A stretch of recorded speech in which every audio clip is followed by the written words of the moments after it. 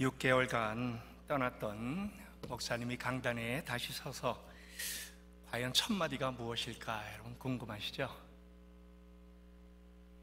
여러분이 궁금한 대로 보고 싶었습니다. 조금 좀 힘이 빠지네요. 근데 사실 여러분들이 보고 싶었지만요, 제가 여러분들을 거의 매주마다 들여다 봅니다. 온라인으로 우리 목사님 설교도 그렇고 수요일 날 화면이 또 비쳐요. 그러면 누가 빠졌나? 세계 반바퀴 뒤에서 누가 앉아있을 자리에 비었네. 우리 샬롬 찬양대 누가 비었네. 앞으로 여러분들 신경 쓰시고 수요일이면 또 참여를 해야 될 겁니다. 그러면 그 다음에 목사님 성교진 어떠세요? 아마 많은 분들이 궁금해 할 것 같아 갖고요, 이것도 한꺼번에 제가 여러분들에게 답을 드립니다. 그래서 더 이상 묻지 마세요. 좋습니다.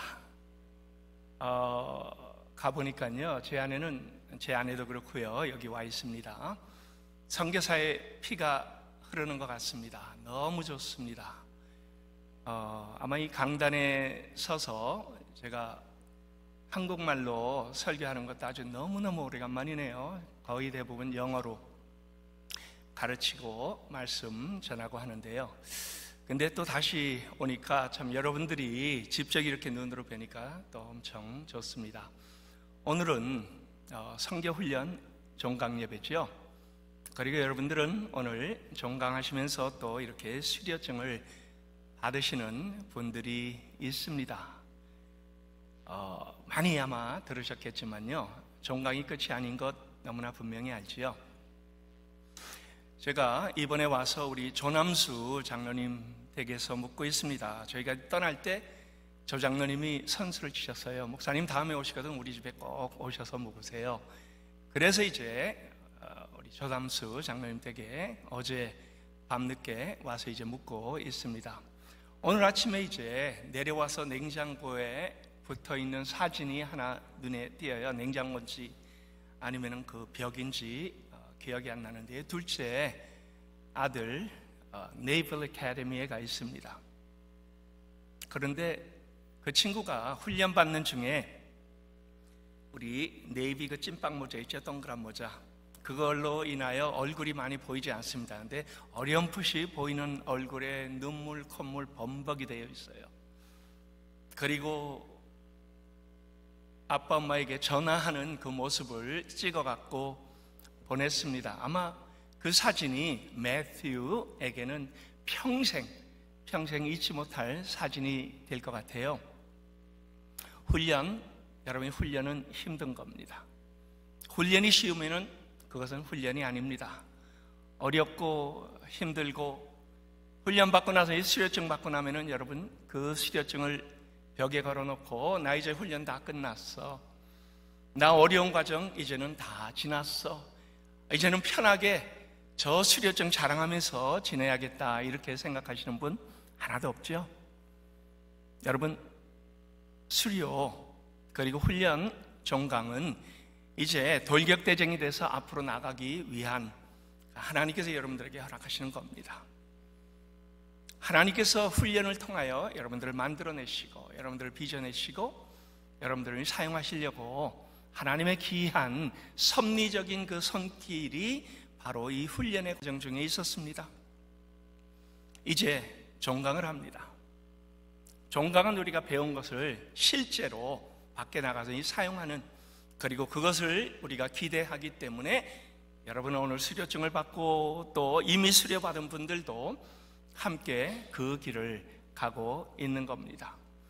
저도 말레이시아에서 많은 사람을 훈련을 시킵니다. 말레이시아 목사님들을 훈련을 시켜요. 그리고요, 말레이시아에서 이 훈련시키는 게 얼마나 재미있는지요.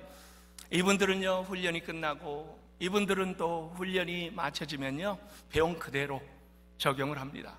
나가서 전도하고요, 나가서 하나님께서 그들에게 허락하시는 놀라운 일들을 앞장서서 감당하는 그러한 그 모습을 우리가 보고 있습니다. 얼마나 그러한 모습 때문에 재미있는지 몰라요. 선교지가 가슴을 뜨겁게 하는 이유는요, 선교지의 환경 때문도 아니요, 선교지에 있는 그 다양한 그러한 것이 우리가 가지고 있는 것과 다름 때문, 물론 다른 것도 많이 있습니다. 그러나 그것보다는요, 하나님께서 이 사람들을 움직이는데 그 움직이는 사람들이 얼마나 뜨겁게 반응하며 그 배운 것들을 직접 나가서 부끄럼 없이 담대하게 믿음의 고백을 통하여 전하는 그러한 그 모습들을 보기 때문입니다. 오늘 우리는 베드로 전서를 통하여 다양한 것들을, 근데 보니까 시간이 많지가 않아요. 그래서 제가 이 사실은요, 한 3가지 정도를 뽑았는데 아마 이 3개도 다 못할 것 같습니다. 앞에 보니까 흩어진 나그네가 있어요.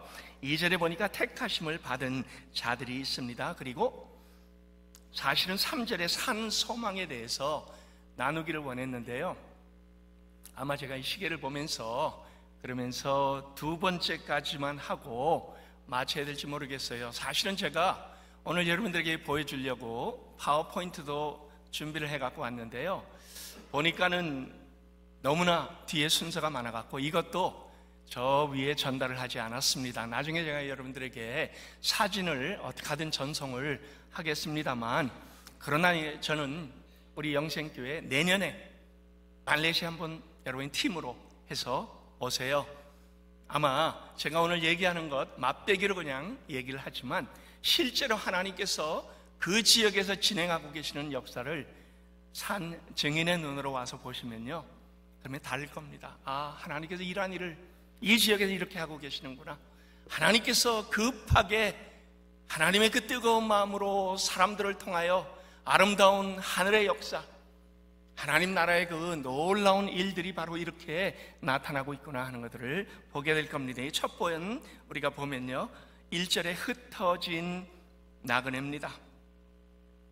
여러분, 이 구약에 바벨론 포로 아마 다 알고 계실 거예요. 70년 동안 바벨론에 끌려가서 포로 생활을 했죠. 그리고 포로가 귀환이 됩니다. 자, 근데 우리는 모든 유대인들이 다 포로 귀환을 통하여 예루살렘으로 돌아온 걸로 그렇게 착각을 합니다. 근데 아닙니다.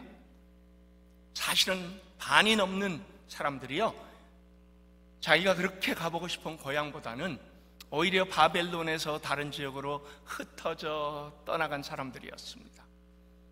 그래서 여기 이 베드로는 그 당시에 본도, 갈라디아, 갑바도기아, 아시아, 비두니아에 흩어진 나그네, 역사를 통하여 다양하게 흩어졌어요. 그리고 흩어진 사람들이 나가서 뭘 중심으로 모였습니까? 우리가 잘 알고 있는 유대인 회당이지요. 시나고. 바울은 전도를 하면서 바울의 이 전도 여행을 우리가 보면요, 그러면은 가장 먼저 갔던 것이 유대인 회당입니다. 그리고 그곳에서 복음을 전하다가 그들이 받아들이건 받아들이지 않건 그 다음 단계로 이방인에게 복음을 전하러 나갔습니다. 유대인 회당은요, 아니면 이 흩어진 나그네들은 그 당시에 바울 선교의 전초 기지가 되었던 거지요. 근데 여러분이 한번 생각해 보세요. 흩어졌어요. 정처 없이 나그네로 살아갑니다. 여기 보니까요, 뭐라고 되어 있어요? 영어로 sojourner strangers. 여기는요, 나그네, 낯선 사람들, 잠시 머물다가 또 떠나는 사람들이란 의미입니다. 순례자예요. 근데요, 베드로서는 보니까 고난을 배경으로 쓰여졌습니다. 고난. 흩어진 나그네들은요, 쉬운 생활을 한 것이 아닙니다. 아마 여러분들은 조국을 떠나 미국에 와서, 지금은 물론 시대가 다르고 환경이 다르고 또 시간적인 그러한 그 의미를 우리가 그대로 여기에 적용할 수는 없지만요, 상대적으로는 편안한 생활을 합니다. 2000년 전에 이 서신이 쓰여진 당시에 흩어진 나그네들은요, 엄청난 고난 속에 힘들고 어렵고 정처 없이 또 떠나야 되나, 언제 어느 때 우리의 대적이 우리를 밟아 무너뜨릴지 모르는 바로 그러한 상황 속에서 지금 이 편지가 쓰여져 있습니다. 그런데요, 그들은 궁극적으로 순례자를 목적으로 살았습니다. 순례자는요, 이 땅이 우리의 목적지가 아니고 영원한 곳이, 하늘나라가 우리의 목적지다 하는 것을 암시를 하고 있습니다.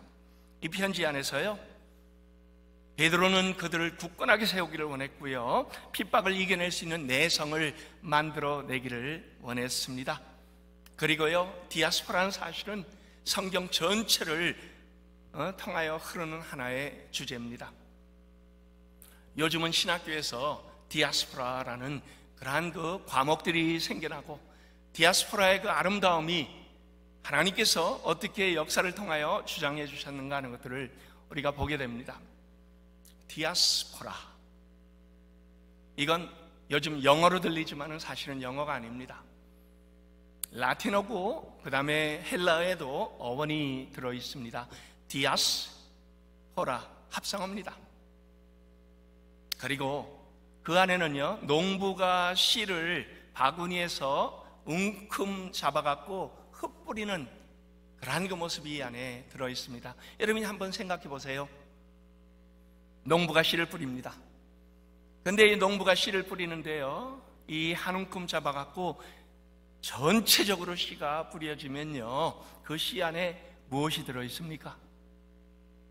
사실은요, 뿌리는 그 자체가 중요한 것이 아니고요, 그 씨 안에는 잠재력이 같이 들어있습니다. 생명력이 들어있습니다.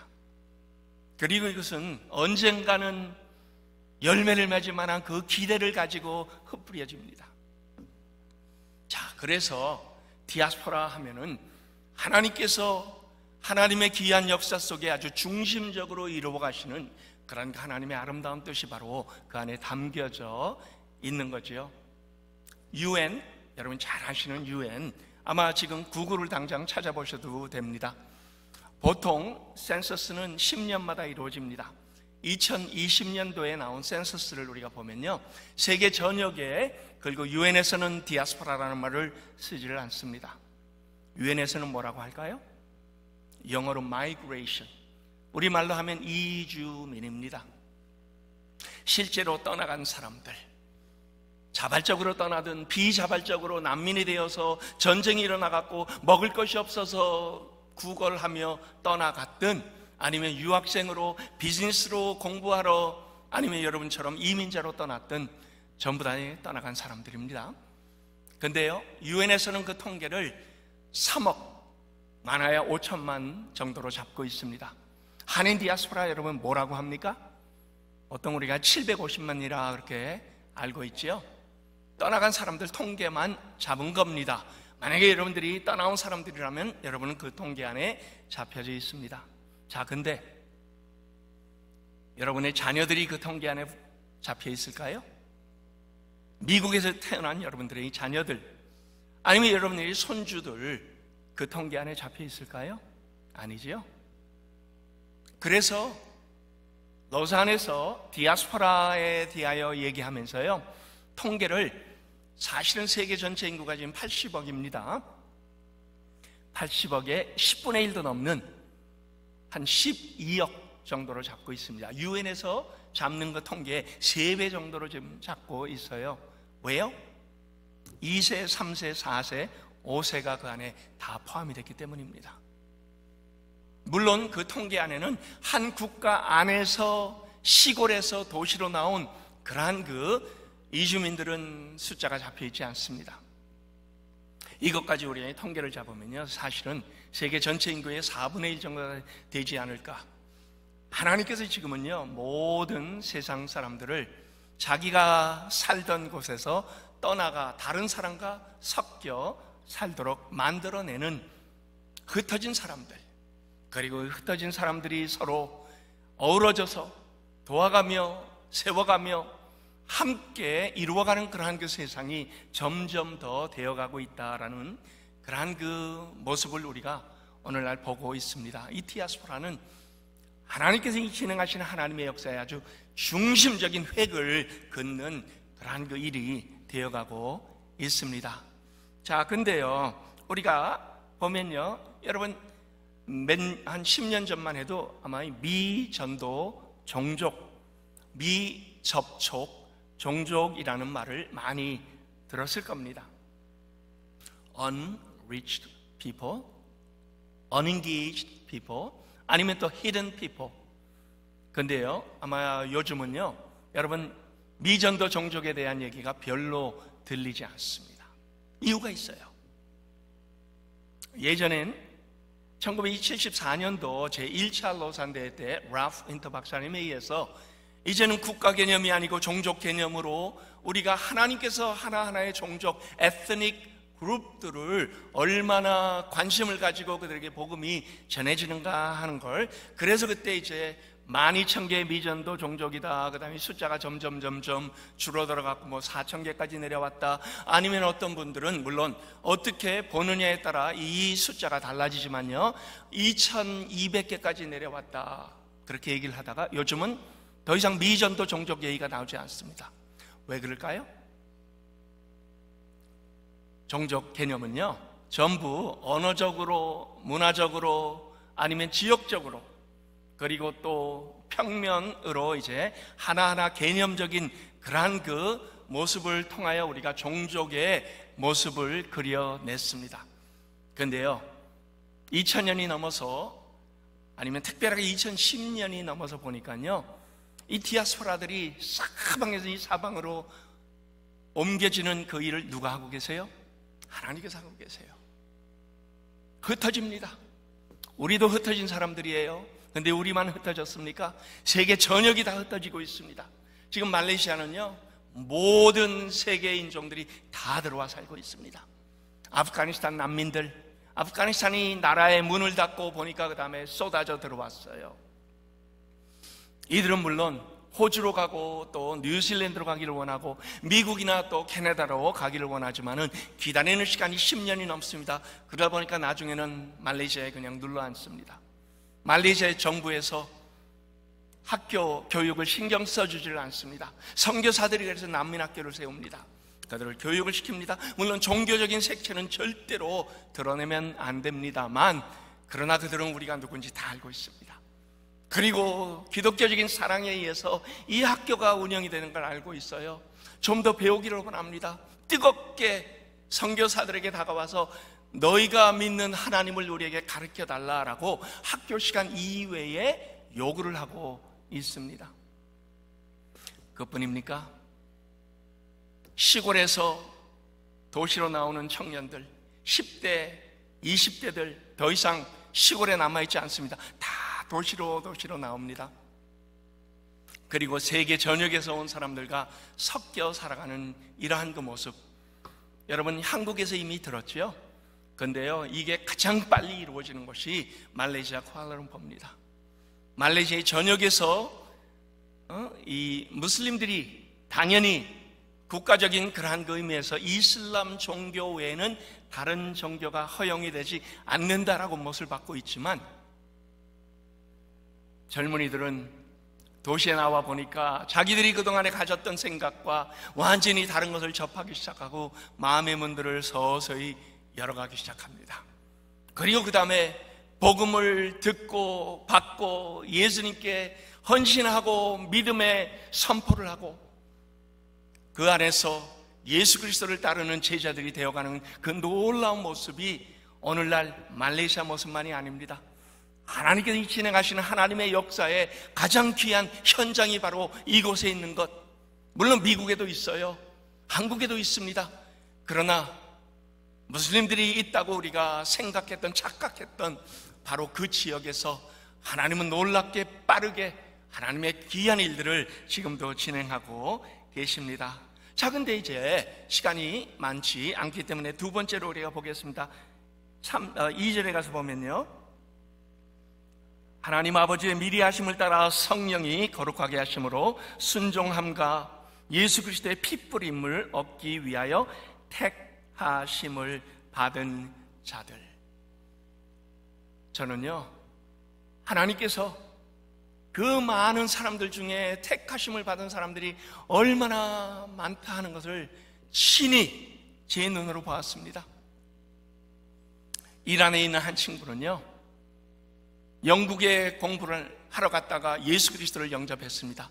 그리고 다시 학위가 다 마치고 이란으로 돌아갔는데요, 가슴 뜨겁게 예수님께 예배하기를 원하는데 예배 그 귀한 모습을 이미 경험했기 때문에 예배가 그에게는 생명처럼 여겨지는데 일 안에서는 불가능합니다. 결국 말레이시아로 왔습니다. 말레이시아에 오면요, 영어로 예배하는 몇천 명들이 함께 어우러져서 모든 언어, 족속, 민족이 같이 어우러져서 예수님을 찬양하는 그 안에서 눈물을 주룩주룩 흘려가면서 가슴 뜨겁게 예배하는 그 예배 현장 속에요, 하나님께서 역사하고 계시는구나. 그리고 그렇게 종교의 자유를 위하여 아니면 예배를 위하여 자기 조국을 떠나갔고 말레이시아로 오는 그러한 그 사람들이 얼마나 많은지 모릅니다. 미얀마, 네팔, 방글라데시, 라오스, 캄보디아, 베트남, 그리고 물론 필리핀은 종교의 자유가 있지만은 그러나 일을 하기 위하여 말레이시아에 오면은 자기 나라보다 2-3배 정도의 월급을 더 받거든요. 물론 한국을 가기 위하여 말레이시아 와서도 열심히 한국어 공부를 합니다. 말레이시아에서 깜짝 놀라는 건요, 제 아내하고 혹시 길을 가면서 한국말을 하면요, 누군가가 다가와서 탁탁 두들기면서 한국분이세요? 하고 물어봐요. 한국말이 길거리에서 그냥 자유롭게 쓰일 수 없는 그러한 그 시대가 이미 되어버리고 말았습니다. 그리고요, 모든 사람이 한국이 얼마나 좋은지, 저는 말레이시아에서 이제는 K 미셔너리 그리고 신학교에서는 K 프로페서로 통합니다. K-팝 그리고 K-푸드, K-스포츠, 그걸 뛰어넘어서요, 한국 사람에 대한 선호도가 얼마나 높은지요. 그래갖고 제가 생각하기에 하나님께서 우리 한국 민족에게 이 복음을 전하기 위한 그러한 그 황금 시대가 지금 이때 바로 주어지지 않았는가 하는 것들을 말레이시아에서 사람들과 부대끼면서 항상 느끼고, 또 그걸 통하여 하나님의 귀한 역사에 지금 현재가 바로 이 카이노스, 하나님의 시간에 그 귀한 때다라는 것을 다시 한번 확인을 합니다. 그런데요, 여러분, 이 택함을 받은 자들이요, 1세기에는 어떤 사람들이었어요? 삶은 불안정했습니다. 핍박을 많이 받았어요. 때로 네로 황제 때 이 로마가 불에 탔지요. 결국은 희생양으로 누구를 지적했습니까? 믿음의 사람들을 지적했습니다. 화형을 당했습니다. 옥에 갇혔습니다. 죽음을 당하는 그러한 그 과정 중에서, 그러나 믿음의 사람들은 훨씬 더 많은 그러한 그 믿음의 능력자들로 하나님께서 연단시켜 주셨지요. 그리고 기독교가 이 핍박을 받을 때 그들을 통하여 하나님은 계속 복음의 확산을 이루어 내셨습니다. 복음은요, 어떤 학위가 많이 있는 사람을 통해서 이루어지는 것이 아닙니다. 풀뿌리 운동입니다. 저는 말레이시아 가서요, 물론 저는 신학교에서 가르치지만 그러나 사람들을 훈련시키고 거기에서 훈련받으러 온 사람들, 평범한 사람들이 오히려 배운 사람들보다 훨씬 더 힘있게 그리고 훨씬 더 아름답게 쓰임받는 그 귀한 하나님의 도구의 모습들이 나타나고 있습니다. 택함을 입은 자들입니다. 하나님의 택함은요, 남녀노소가 소용이 없습니다. 하나님의 택함은 부자라고 택함을 받는 것 아닙니다. 하나님의 택함은 오히려 이민자들로, 어렵고 힘들고 난민들로 와서 막막하고 미래가 보이지 아니하는 그러한 사람들에게 하나님의 택함이 임합니다. 그리고요, 그렇게 복음을 받은 자들은 말레이시아 안에 있는 무슬림들에게, 왜냐하면 말레이시아는요, 인구 전체의 60% 조금 넘는 그러한 그 퍼센테이지가 말레이 종족입니다. 말레이시아 정부는 그들은 이슬람 종교 외에는 다른 종교를 허용하지 않습니다. 그래서 그 무슬림들이 그렇다고 그냥 무슬림으로 남아 있습니까? 아니에요. 하나님은 그들 중에 이 젊은이들을 도시로 나오게 해서 복음을 듣게 하고 자기가 있는 그 시골 지역, 우리가 흔히 그동안에 얘기했던 미전도 종족의 연결점으로 다리 역할을 하게 함으로 복음이 이제는 퍼져나가게 합니다. 그래서 미전도 종족이 더 이상 의미가 없다라는 거예요. 하나님이 이제 다 섞어 놓으셨습니다. 섞어 놓는 그 중에서 하나님께서 택함을 받은 자들을 통하여 복음을 전하게 합니다. 복음을 받은 젊은이들이 처음에는 믿음의 사람들인 것을 숨기다가, 그러나 서서히 신앙적인 그러한 그 귀한 하나님께서 허락하시는 그 뜨거움이 채워지기 시작하면요, 성숙함으로 나타나기 시작하면 그 다음에 자기 종족에게 들어가서 복음을 전하는 그러한 그 놀라운 하나님의 사역자로, 택함을 받은 자들로 쓰임을 받는 그 모습을 보고 있습니다. 누가 하시는 겁니까? 하나님께서 하시는 거지요. 하나님께서 이 귀한 일들을 진행하고 있습니다. 예전에는 우리가 이 무슬림들에게 복음을 전하려면 그들과 친구가 되는 관계 전도를 중시했습니다. 근데 이게 지금 바뀌어지고 있습니다. Anywhere, anytime, anyone. 도시가 진행이 되다 보니까요, 세계 전역의 모든 사람들이 그 도시 안에 다 들어와 있다 보니까요, 이제는 복음 전도는요, 그냥 기도 많이 하고 하나님께서 성령을 통하여 인도해 주실 줄을 믿고 나가서 anytime, anywhere, anyone에게 그냥 복음을 전합니다. 하나님의 귀한 역사가 일어납니다. 복음을 듣고, 왜요? 믿음은 들음으로 오기 때문에요. 복음을 듣고 그 다음에 시간이 지나가면서 그 마음에 갈등이 생기고, 그 다음에 예수 그리스도를 주로 영접하고 시인하는 그러한 그 일들이 수시로 오늘도 나타나고 있습니다. 시간이 거의 됐기 때문에 저희 사역을 잠깐 알려드립니다. 저는 말레이시아 바이블 세미나리의 객원 교수로 사역을 하고 있습니다. 말레이시아 바이블 세미나리는 학생이 200명이 조금 넘습니다. 교수진도 물론 저는 미국에서 공부하고 갔지만요, 영국에서 학위를 받은 분이 총장으로 계시고, 근데 그분이 보니까 THM은 마침 여기 웨스트민스터에서 그 버런 호이트레스 교수님 밑에서 THM을 하셨어요. 그리고 영국 옥스퍼드에 가서 PhD를 하고 다시 말레이시아에 와서 신학교 총장을 지금 맡고 있습니다. 그 외 교수들, 저 유럽이나 미국이나 호주에서 공부를 하고 온, 그리고 또 물론 국내에서 공부한 그런 아주 질 좋은 교수진들도 많이 있습니다. 그런데요, 그들에 의해서 학생들이 훈련을 받습니다. 그런데 우리는 그냥 말레이시아에 있는 사람들만 훈련시키는 것이 목적이 아닙니다. 최근에 인터내셔널 프로그램이 런치가 됐습니다.